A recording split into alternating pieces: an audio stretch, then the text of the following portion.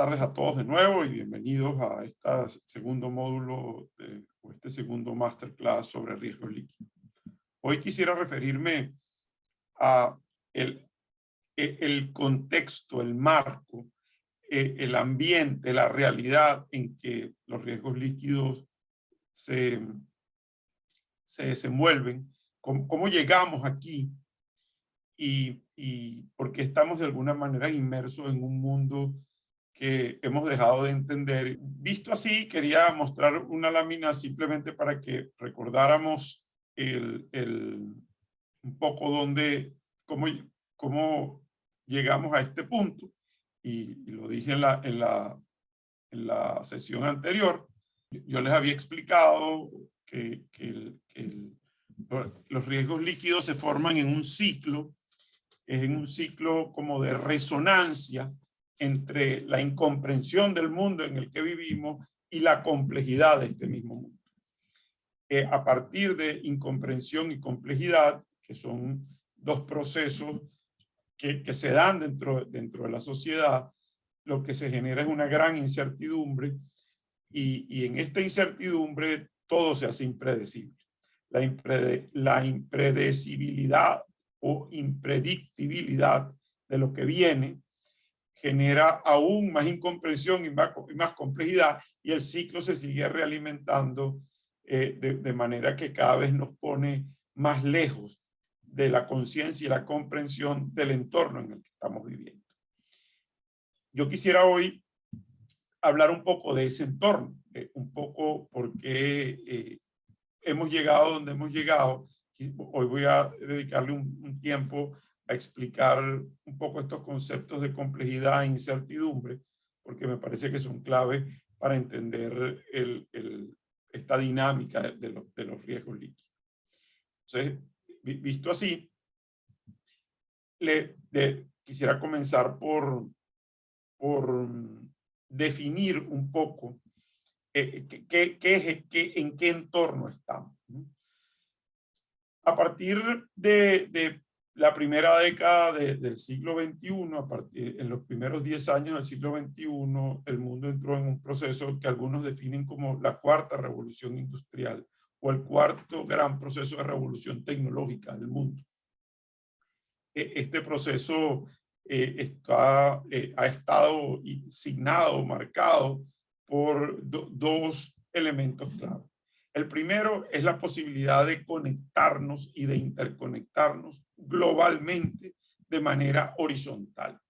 ¿Qué quiere decir eso? Que no necesitamos intermediarios, no necesitamos elementos a través de los cuales triangular nuestra interacción y nuestra comunicación del uno con el otro.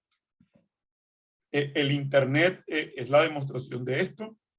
Internet es una red de redes que permite que a través de la tecnología y a través de múltiples servidores que están distribuidos en el mundo, conectados en esta inmensa red global, nosotros podamos conectarnos uno a uno o uno a muchos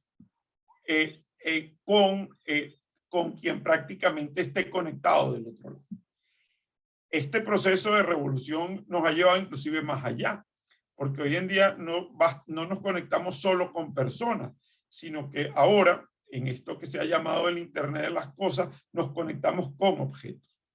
Entonces ahora a través de la Internet podemos controlar vehículos, podemos monitorear procesos, podemos observar cámaras, podemos hacer una infinidad de cosas a través de este gran y poderosísimo sistema de control que ha sido y en el que se ha convertido el Internet. El Internet fue inventado en los años 80, inclusive antes, ¿no?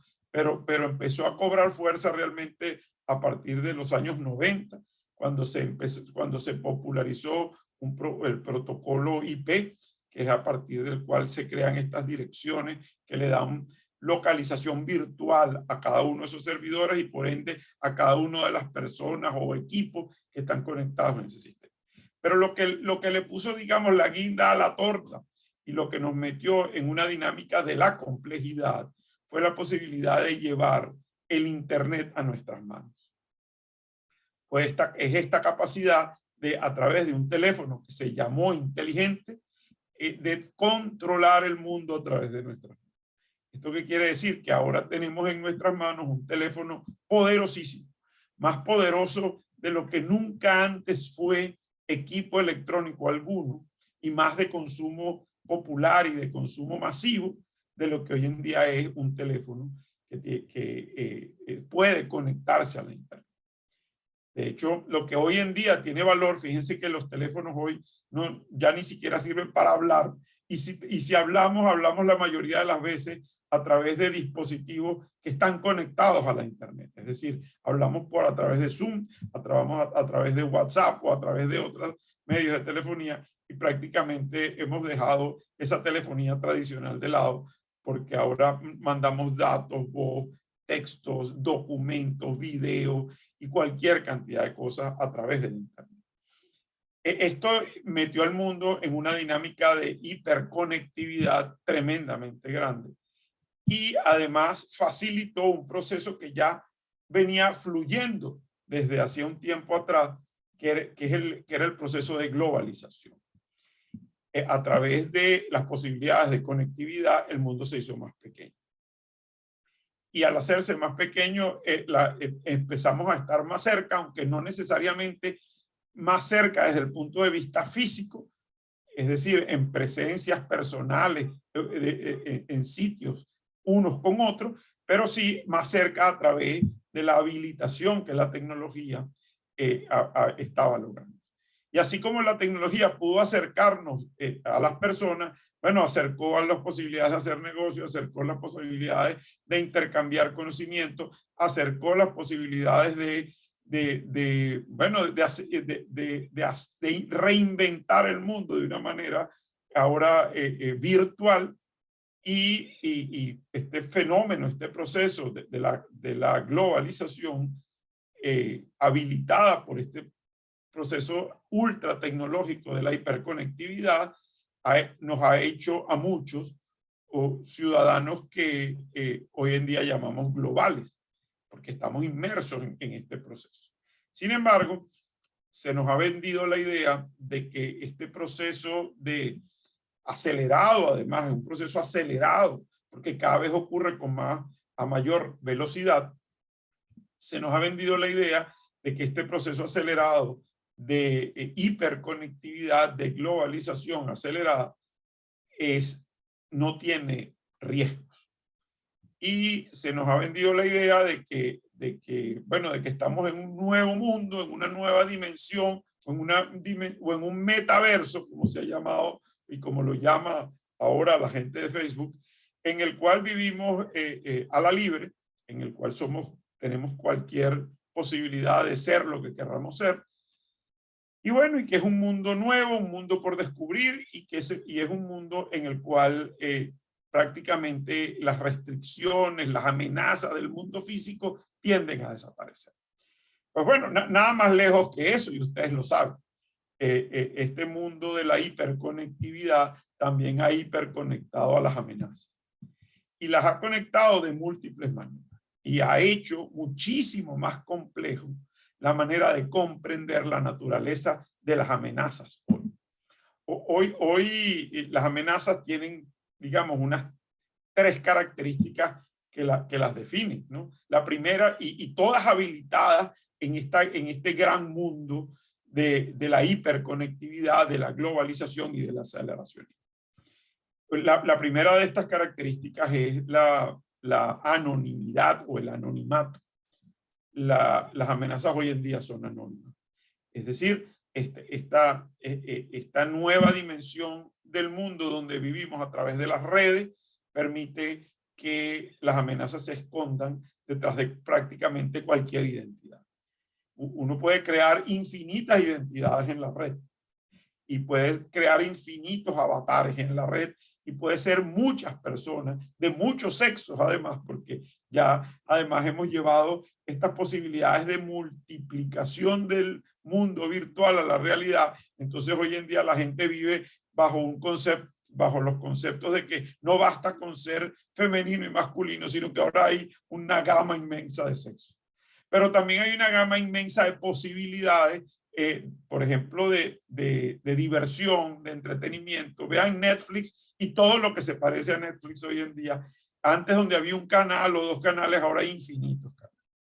Entonces, este mundo que se nos abre en esta virtualidad, que parece infinito y que efectivamente lo es el espacio perfecto para esconder prácticamente a quien quiera esconderse en ese anonimato, que es la condición principalísima para convertirse en una amenaza y esa amenaza explotar las múltiples vulnerabilidades que la red ofrece a aquellos incautos que terminamos conectándonos a través de estos medios.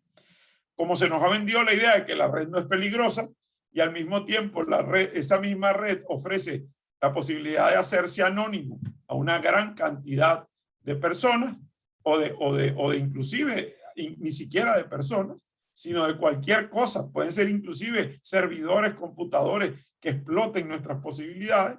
Bueno, entonces estamos en el lugar incorrecto frente a la amenaza correcta. Y visto así, entonces surge una cantidad de riesgos que yo llamaría en primer término riesgos líquidos de naturaleza tecnológica. ¿Por qué? Bueno, porque explotan las ventajas y las plataformas que da la tecnología para poder abrir estas posibilidades de explotar quienes somos y quienes con buena fe de alguna manera hacemos uso de estas tecnologías. Y déjenme decirles que si bien son amenazas que funcionan en la virtualidad y son anónimas, sus consecuencias, lo que hacen, es tremendamente tangible y tremendamente real. Las amenazas anónimas aparecen y desaparecen en la red, son completamente líquidas, es decir, surgen cuando van a cuando van a materializar algún riesgo y después desaparecen. Porque, como les decía hace unos minutos, la posibilidad que brinda la red de hacernos anónimos es muy poderosa. La segunda característica de estas amenazas líquidas y de estas nuevas amenazas es que son intrazables. Más allá que podemos nosotros ser trazados en la red, porque sabemos de qué servidor podemos estar conectados y a través de qué dispositivo nos conectamos. Bueno, así como la red ofrece posibilidades de identificar a través de qué medios y nodos y flujos estamos conectados, también nos permite y existen múltiples capacidades tecnológicas para desaparecernos virtualmente y para confundir a otros en medio de esas redes. Entonces eso nos hace intrazables. Yo lo he comentado varias veces, yo tengo un blog que muchos de ustedes conocen, donde escribo, que es albertoray.com. Bueno, yo me quedo sorprendido porque mi blog no tiene finalidades ni políticas ni económicas, sino simplemente divulgativas y de hablar de algunos temas de seguridad. Bueno, mi blog recibe algo así como unas 7 u 8 ataques diarios.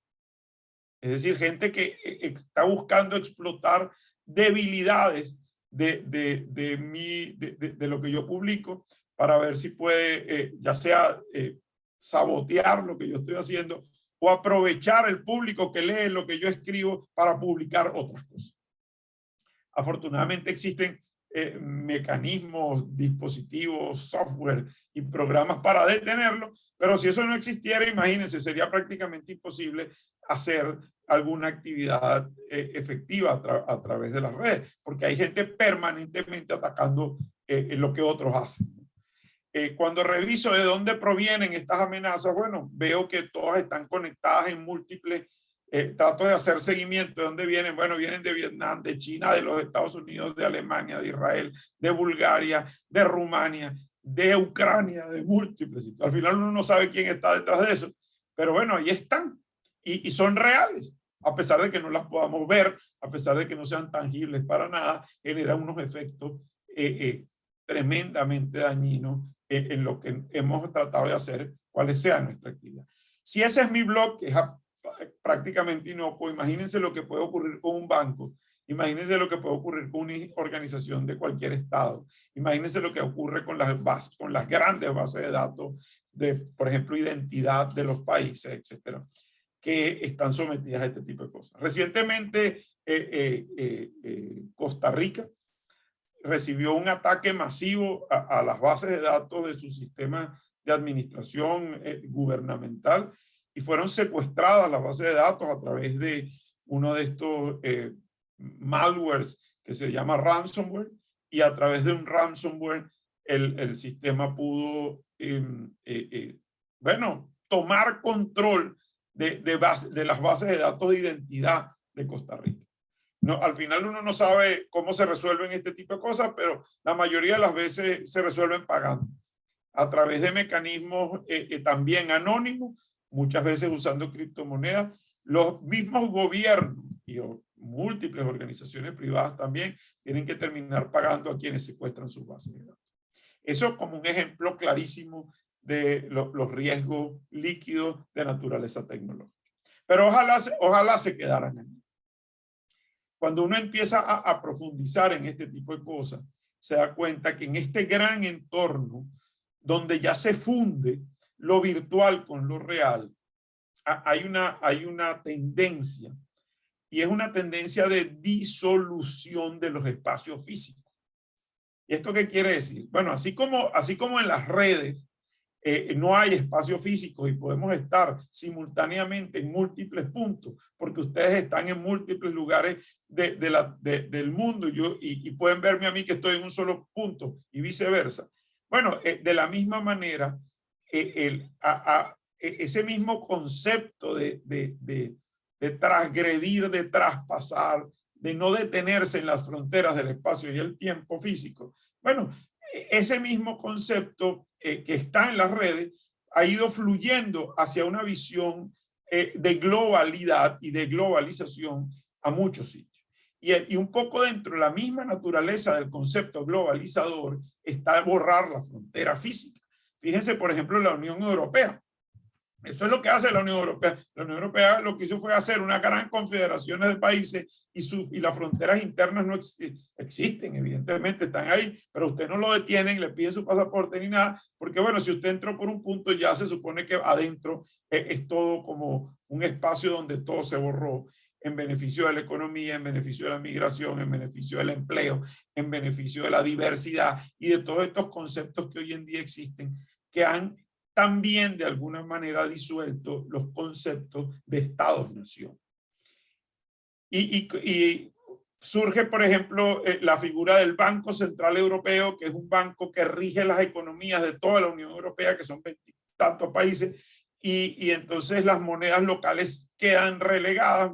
Al final el euro se privilegia por encima de otras monedas. Entonces, este concepto de disolución, que puede ser poderoso desde el punto de vista de la economía, tiene una contracara, tiene un anverso en esa moneda tiene un reverso. El anverso a lo mejor es la cara pública, luminosa, de todas las ventajas que ofrece este proceso integrador de borrar fronteras y distancias. Y entonces la contracara o el reverso de esta moneda es que una crisis económica que termina afectando a un país, termina afectando a todos los países. Entonces, hoy en día estamos viendo, por ejemplo, cómo la consecuencia de esta terrible invasión rusa a Ucrania tiene un efecto energético, tiene un efecto económico que trasciende a Ucrania y hoy en día afecta al mundo entero. Y Europa, que es como la que está en la línea, la primera línea allí, está sufriendo unas consecuencias terribles. Y buena parte de esas consecuencias son productos de este proceso integrador y de integración de las economías y de las sociedades de Europa como tal. La inflación se ha hecho un fenómeno común, el desempleo se hace un fenómeno común, la escasez se hace un fenómeno común, la subida de los precios de la energía y la escasez de energía se convierte en un fenómeno común. Entonces, aquello que en algún momento se nos vendió como una panacea para salvar al mundo, porque resulta que nos estamos integrando y ahora somos grandes amigos, hoy eso por detrás había un gran riesgo, un riesgo completamente líquido de naturaleza, en este caso a lo mejor económico y social, donde, oye, mira las consecuencias de integrarnos sin medir un poco los alcances que un proceso de este tipo pudiera tener. Yo quiero señalar lo siguiente, yo no estoy diciendo aquí que fue un error hacerlo, para nada, que ha tenido unas repercusiones positivas extremadamente altas. Lo que quiero señalar es que ha habido mucho, hay una asimetría muy grande en las proporciones, en entender los beneficios y dejar de lado los riesgos.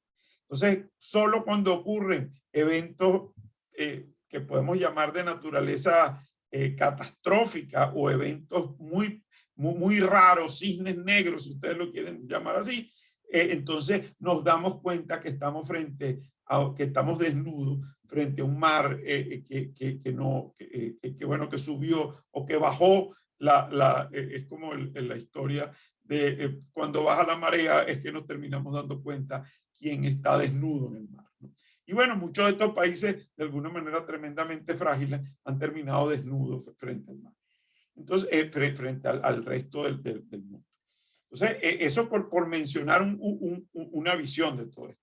Pero es que aquí esto sigue, ¿no? Aquí esto es un proceso aún, que estos apenas son los primeros pasos de un proceso, porque resulta que hemos terminado, que hay fuerzas en el mundo, hay organizaciones, hay sociedades, corporaciones, pero sobre todo algunas fuerzas que vamos a llamarlas, por ponerle un nombre metafórico a esto, de la oscuridad, que explotan estas situaciones caóticas y que incentivan la construcción, incentivan estos procesos disolutivos que yo en el libro los llamo de zonas grises, de construir inmensas nebulosas donde todo se hace completamente fluido, donde se pierden las referencias, donde ya uno no sabe cuáles son las normas que funcionan, donde hay un proceso inclusive de normalización,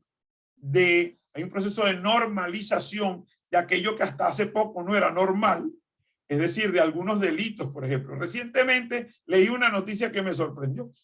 Veo que el vicepresidente de Samsung, de la corporación Samsung en Surcorea, que la fabricante de teléfonos y de miles de aparatos electrónicos de consumo masivo, bueno, este individuo estaba preso por corrupción y por soborno. Y resulta que la crisis económica, producto del COVID y producto ahora de la guerra, ha metido a Samsung en tal crisis económica y en tal crisis de problemas de suministro y de cadena de suministro, que el presidente de Corea del Sur le ha dado una especie de perdón presidencial, es decir, le dio como un indulto, y no solamente le dio el indulto, sino que lo hizo que lo nombraran presidente de la corporación, porque al parecer el tipo corrupto y con capacidad de sobornar a quien sea, es un genio financiero, y entonces para ver si salva a la compañía. Entonces, yo les digo algo, eso es algo que hasta hace poco ese tipo de cosas era difícil verlo. Como era difícil ver que se legalizaran una cantidad de droga, por ejemplo, en los Estados Unidos y en Europa, por supuesto, el tema de la legalización del cannabis, el uso medicinal y recreativo de la marihuana se ha convertido en una cosa de todos los días. Yo vivo en los Estados Unidos y aquí a 4 cuadras donde yo vivo hay 2 consultorios donde uno puede, apenas con un permiso médico que te lo dan una vez y dura un año o más, uno puede comprar cantidades importantes de marihuana. Y ese permiso lo da un médico y no es que le pregunta mucho a nadie si lo necesita o no. Vaya usted a saber, yo no estoy cuestionando desde lo moral esto, porque probablemente la marihuana sea una droga que en algún momento, como fue el alcohol, y se terminó normalizando socialmente. Pero es que el tema es que aquí hay una tendencia a que este tipo de barreras, de fronteras, así como se han disuelto las fronteras en lo tecnológico, se están disolviendo las fronteras entre los países, se han disuelto las fronteras entre los sexos, entonces ahora se disuelven y se comienzan a disolver las fronteras entre lo legal y lo ilegal. Y cuando nosotros vemos ese proceso, esto es tremendo. Esto es tremendo porque no estamos midiendo, no estamos viendo las consecuencias que esto tiene. Pero esto además ha construido, y esto es parte de lo que dentro de esta dinámica de lo líquido, esto ha construido, nos ha hecho unos individuos que yo lo defino en el libro de riesgos líquidos como los multiplexados. ¿Y qué son los multiplexados? Los multiplexados son individuos con grandes capacidades de moverse entre lo real y lo virtual. Son capaces de dividirse y de multiplicarse para poder estar en todos lados y no estar en ninguno al mismo tiempo. Y yo veo mi hijo menor es un multiplexado. Vive conectado en el teléfono permanentemente, trabaja a través del teléfono, compra acciones de la bolsa a través del teléfono, tiene no sé cuántos apps, funciona a través de las redes sociales de manera natural. Y entonces, bueno, vive a través de la tecnología del teléfono, como viven la mayoría de jóvenes hoy en día y de gente no tan joven, porque yo no soy tan joven y aquí estoy conectado con ustedes a través de un medio tecnológico. Pero lo digo porque entonces nos hemos hecho, nos hemos fundido este proceso de fusión, donde hemos borrado la frontera, donde nos hemos desaparecido y ahora somos muchas cosas y nada a la vez. Nos ha multiplicado, nos ha multiplexado. Y entonces ese mundo multiplexado es un mundo de posibilidades.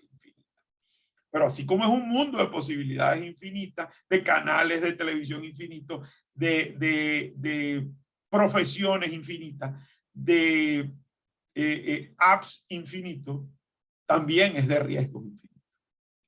Entonces, es allí donde hemos perdido a veces, y uno de los objetivos míos en esta visión de entender los riesgos líquidos es hacernos conscientes de que en ese mundo estamos tremendamente expuestos, somos tremendamente vulnerables. Y así como las amenazas son hábiles en ser y no trazables, al mismo tiempo es un mundo en el que vivimos nosotros dejando trazas de quiénes somos, de lo que hacemos, de lo que tenemos y de lo que no tenemos, a dónde vamos, dónde viajamos, qué comemos, qué compramos, porque ya no hay necesidad de espiar a nadie. Resulta que entonces las redes sociales se han convertido, como lo he dicho muchas veces, en el medio profiláctico de reconocimiento social.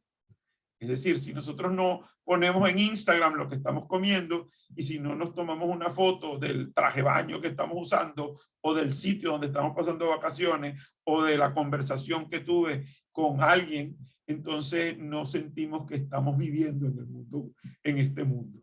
Entonces nos hemos convertido en una especie de vitrina digital donde nuestra vida está completamente volcada a mostrarnos, y porque mostrarse a través de este mundo de posibilidades infinitas se ha convertido en una demanda, en algo necesario para reafirmarte como individuo globalizado primero, y por otro lado para demostrar que tú eres capaz igual o más que los otros de hacer o de vivir dentro de esta fusión de mundos sin fronteras.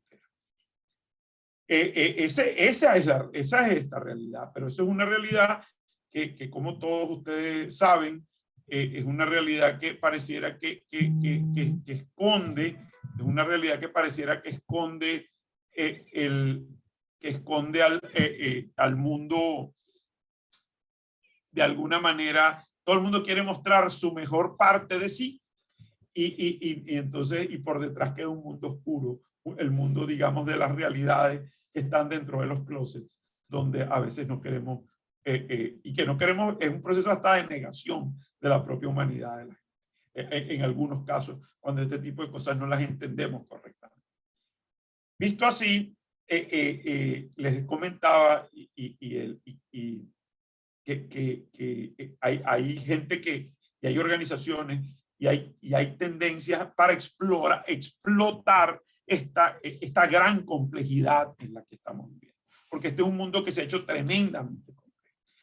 Y quiero dedicar unos minutos a tratar de demostrar cómo la complejidad de este mundo, que es uno de los elementos, como les mostraba, del ciclo de formación de los riesgos líquidos, cómo la complejidad se ha convertido en una amenaza y cómo muchas organizaciones y muchas amenazas que explotan este mundo de los riesgos líquidos se aprovechan de la complejidad.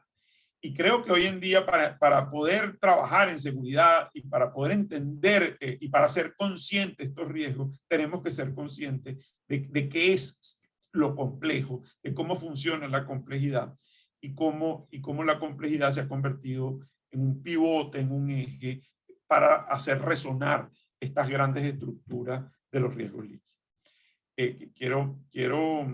Voy a mostrar de nuevo aquí una lámina para que podamos un poco entender estas características de lo complejo. Aquí está la lámina que está buscando. En el libro yo hablo y menciono a uno de los grandes pensadores del tema de la complejidad que se llama Edgar Morin, que creo que está vivo aún o murió hace muy poquito. Y es uno de los grandes pensadores sobre temas de la complejidad. Y la complejidad tiene unas características, unos atributos que permite definirlas muy bien, que permite definir. Cuando se habla de complejidad, se habla de sistemas complejos. ¿Y qué es un sistema complejo al final? Por ejemplo, la sociedad es un sistema complejo. La Internet es un sistema complejo. La economía es un sistema complejo. Pero es que las interacciones sociales y este mundo globalizado, hiperconectado, hipertecnologizado y acelerado es en sí mismo una gran red inmensa, infinita de complejidad, donde ya no solamente conectamos a gente, sino que también conectamos dispositivos, cámaras, vehículos, cualquier cantidad de cosas. Entonces, un elemento principal que define la complejidad es que los sistemas complejos están llenos de muchos elementos. Hay muchas partes moviéndose, muchas partes presentes en la complejidad. Hay que saber diferenciar aquí que un sistema complejo tiene muchas partes, pero no todo sistema que tiene muchas partes necesariamente es complejo. Por ejemplo, un 747 es que tiene 10 millones de partes, creo yo, quizás menos, pero un avión, imagínate la cantidad de tornillos, de tuercas, de dispositivos, de mecanismos que tiene. Pero un avión 747, una vez que lo sepamos, lo vuelan y todos los días vuela y hay pilotos, copilotos y se montan miles de personas al día en aviones de este tipo. Una vez que lo entendemos, una vez que sabemos cómo funciona, es un sistema complicado porque no cualquiera puede operar un 747, pero no por complicado es necesariamente complejo. Y vamos a ver ahora un poquito más adelante por qué. Y el por qué empieza por entender que los sistemas complejos son de interacciones dinámicas. ¿Y qué significan interacciones dinámicas? Significan que prácticamente todas las partes dentro del sistema son capaces de jugar un papel en el momento que mejor deseen jugar. En la Internet nadie le está diciendo a usted conéctese ahorita y desconéctese en 5 minutos. Más allá de que, bueno, a lo mejor tenemos limitaciones en el uso del Internet, pero son decisiones de cada parte del sistema que se asumen autónomamente, pero que forman parte de la complejidad. En un 747, cada parte del avión no decide por su cuenta. Es decir, hay quien decide, es la cabeza del sistema que es quien pilota el avión, y bueno, y decide que se mueve y que no se mueve. Es un sistema muy complicado, pero las partes no interactúan autónoma y dinámicamente cuando les provoca o cuando lo desean, sino que están sometidos a una especie de control central. ¿De acuerdo? Entonces, la segunda característica, el segundo atributo importante es que en los sistemas complejos, estas múltiples partes son capaces además de interactuar de la manera que mejor quieran, les convenga o les interese convenir. La economía es un ejemplo de eso. A mí me interesa comprar un bien, puedo pagar lo que, hasta cierto valor por eso, y entonces en la transacción es un proceso de interacción dinámica entre quien compra y quien vende, por ejemplo. Igualmente, en los sistemas complejos, sus partes, es decir, los miembros del sistema, se afectan, se impactan unos con otros, permanentemente. Hay como la acción de uno afecta a otros y la acción de otros afecta a unos. Entonces hay permanentemente un proceso como de afectación y de realimentación de unos con otros. Y por eso es que son impredecibles a veces, porque no sabemos a ciencia cierta cómo esas pequeñas cosas que ocurren en un lado van a terminar impactando a otras en otro lado del sistema. Hay una famosísima metáfora de esto, que es la del aleteo de la mariposa. El clima es un sistema complejo caótico, porque no está determinado sino por unas condiciones particulares de la atmósfera, que son la temperatura, la presión, la humedad, etcétera. Y eso es muy difícil de medir el impacto que eso tiene a largo plazo. Por eso que son sistemas impredecibles. Entonces, esa famosa metáfora que probablemente hay un mundo donde el aleteo de una mariposa puede terminar generando un huracán del otro lado del mundo, porque no sabemos cómo esos efectos, como esa interacción entre las alas de la mariposa y el ambiente pueden terminar cambiando las condiciones finales. Bueno, ese es el mundo de hoy. Es un mundo de interacción permanente entre partes, y por eso es que es un mundo donde es muy difícil ver hacia el futuro. Podemos medio tener algunas certezas, pero es muy difícil entender lo que viene. Otra característica clave de la complejidad es que las relaciones de causa y efecto, es decir, el aleteo de la mariposa no es lineal, no es proporcional a sus efectos. A veces pequeñas intervenciones generan grandes disrupciones y a otras veces grandes procesos generan relativamente pocos efectos. Pero esa proporcionalidad a la que estamos acostumbrados en un mundo que no es complejo, o que no sería complejo, donde las causas y los efectos están más o menos medidos y más o menos sabemos, oye, sabemos que si suben los intereses eso va a tener un impacto en los precios, etcétera. Bueno, esa linealidad se ha perdido en la complejidad. Y hoy en día, al no entender las relaciones de causa-efecto, al mismo tiempo no entendemos exactamente cuál va a ser las consecuencias de una cosa sobre la otra. Y esto para la seguridad es un problema serísimo. ¿Por qué? Porque podemos vivir monitoreando, vigilando el entorno, pero los cambios de ese entorno a veces no sabemos cómo se van a traducir en riesgos posteriores. En los sistemas complejos hay muchas interacciones además recursivas, es decir, son como un ciclo. Actúan, los resultados de esos reinfluyen o influyen de nuevo en el sistema, y eso vuelve a cambiar el estado de las cosas, y como son no lineales, es decir, sus causas y sus consecuencias a veces no son proporcionales, los efectos a veces son desmedidos. Por eso es que a veces hay tanto temor con el tema del cambio climático, porque no hay manera real de medir el impacto que puede tener el cambio climático. Entonces, bueno, se sabe que si se reduce la emisión de carbono vamos a evitar que el mundo se caliente, pero eso no está probado 100%. A pesar de que existen una cantidad de estudios, no sabemos las consecuencias reales, y por eso es que de repente llueve en sitios donde no llovía y ahora hay grandes sequías donde antes llovía muchísimo. Los sistemas complejos son abiertos, y ¿esto qué quiere decir que son abiertos? Están permanentemente conectados con su entorno, influyen en el entorno, no son una cápsula cerrada, no son una burbuja, son como unos sistemas que tienen como una especie de raíces, como de vasos capilares que están conectados con todo su entorno. Y eso es muy importante porque el entorno afecta al sistema y el sistema afecta al entorno. Un 747 no tiene raíces con el entorno, en todo caso tiene instrumentos para medir la realidad y para medir su entorno, pero el 747 no afecta al entorno y el entorno lo podría afectar a él si, por ejemplo, está volando y hay una turbulencia, ese tipo de cosas, pero en sí sus líneas están muy definidas y sabemos dónde empieza y dónde se termina un avión. En todo caso, un sistema, la economía, ¿dónde se termina? Las guerras son per se sistemas complejos. Sabemos dónde empiezan, pero no sabemos cómo terminan, porque hay múltiples interacciones dándose simultáneamente ahí.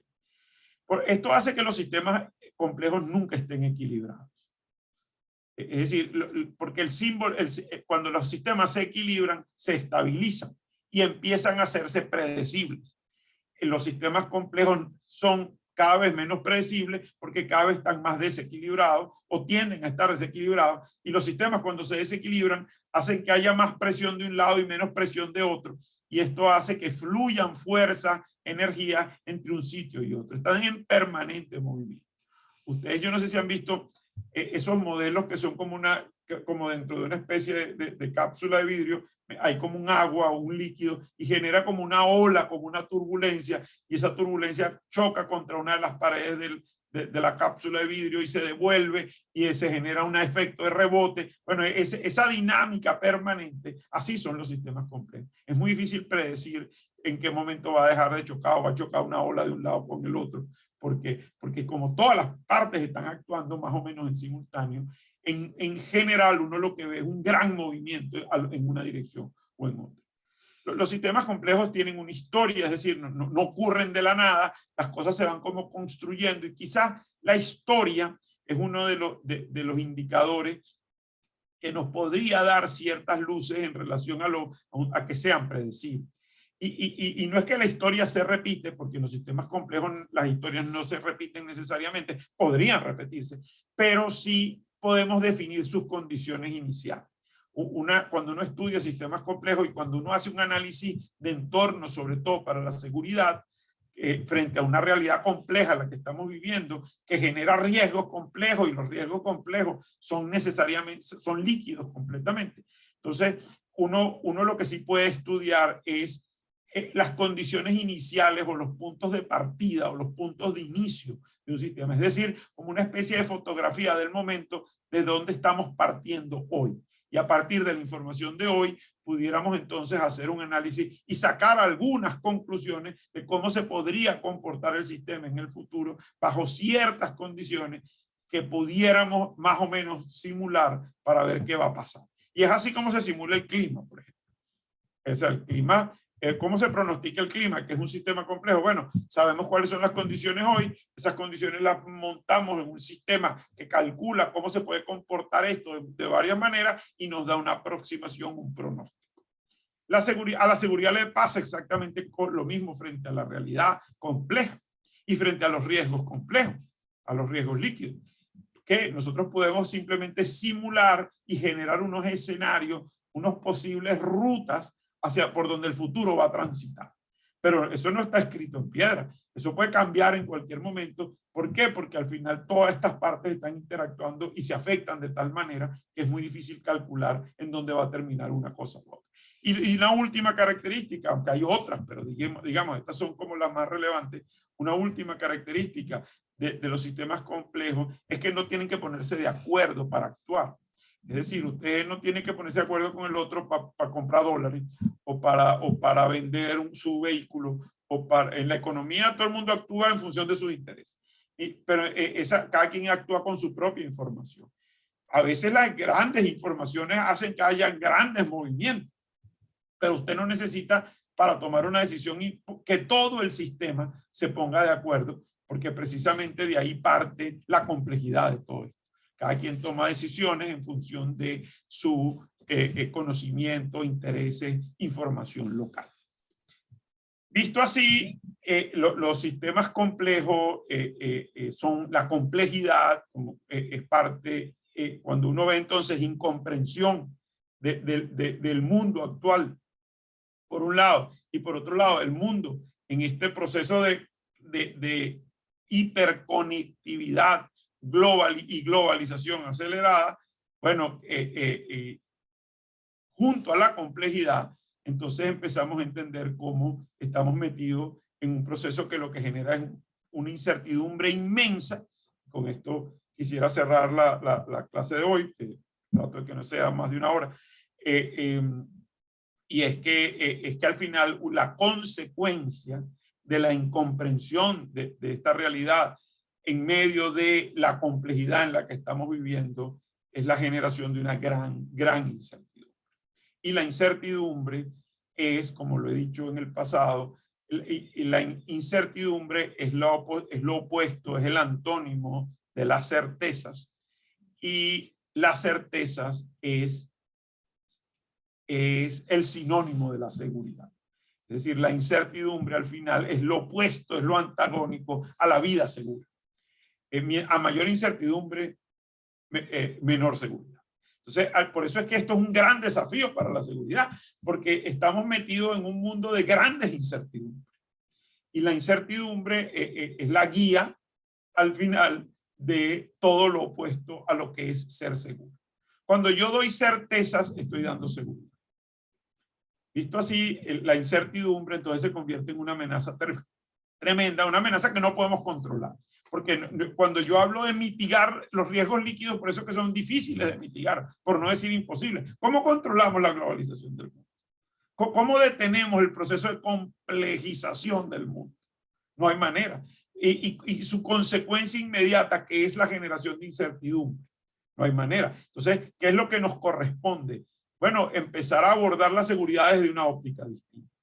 Y esa fórmula de cómo abordar la incertidumbre va a ser el tema de mi próximo masterclass, cuando me refiera a las primeras líneas a través de las cuales nosotros deberíamos empezar a asumir este desafío de los riesgos líquidos con una seguridad montada en nuevos paradigmas, en donde la incorporemos no solamente nuestra visión de entorno en relación a este mundo complejo, sino cómo gerenciamos esa incertidumbre y cómo podemos de alguna manera hacer y construir organizaciones seguras e individuos que vivan seguros en medio de un mundo que pareciera que nos lleva en sentido opuesto. Lo dejo hasta aquí por hoy, mis amigos, y me gustaría mucho si quieren compartir alguna reflexión, alguna pregunta en este sentido.